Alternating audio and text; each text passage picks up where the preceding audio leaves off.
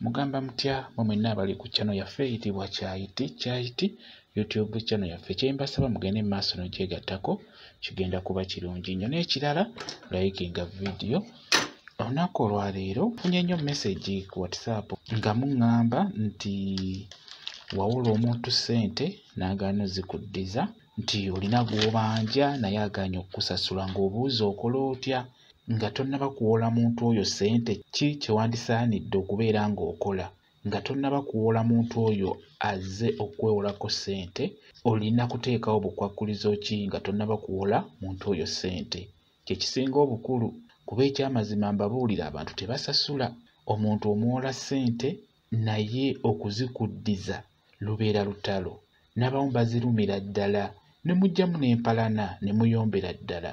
Ky'oba olaba nti waliwo n'enjogera egamba nti gw'owola otudde omubanja oyimiridde. Ekitegeeza kyava dda ng'abantu tebasasula. Kati n'olwekyo muwulirize ebigambo bino mwabatera okuwolawola ssente zammwe nga muwa abantu ssente zammwe. Muwulirize ebigambo bino bigenda bayamba. Omuntu oyo tajja kuddamu kubeera ng'akubba, tajja kuddamu kubeera ng'akwewolako ng'akimanyi nti tajja kusasula singa bino ebigambo nabo bitadde mu nkola.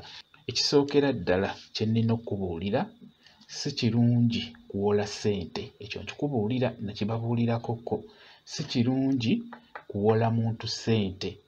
Ebiseera ebisinga abasinga otwewolako ssente gibeera mikwano gyaffe. Teri muntu akwewolako ssente nga si mukwano gwo.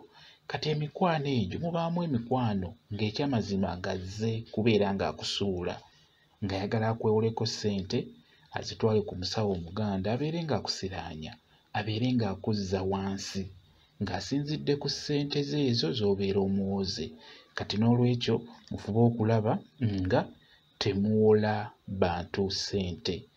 Ekintu ekirala mutera nnyo okuŋŋamba nti gwe mpola mukwano gwange twewola muwola nange nampola.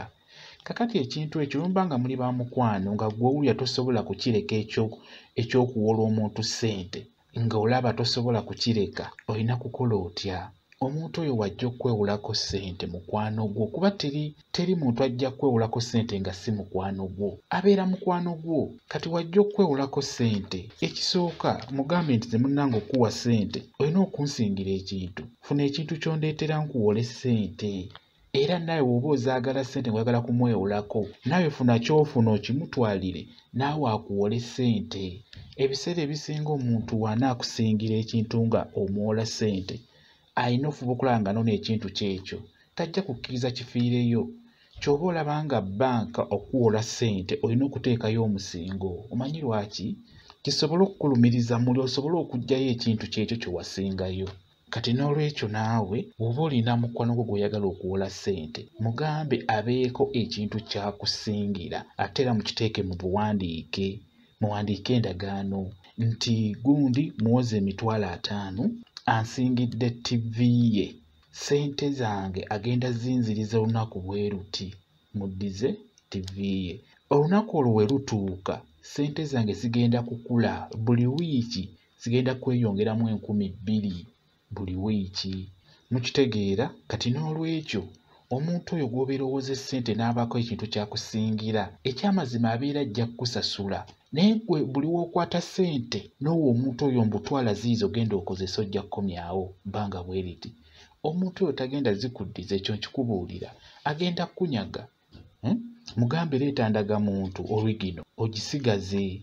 Bw'afuna ssente zo ng'azireeta ng'omuddiza ndagamuntu ate museewe komo we zikoma walina ozireetera. Watazireetako olwo ssente zo zibeere nga zikula.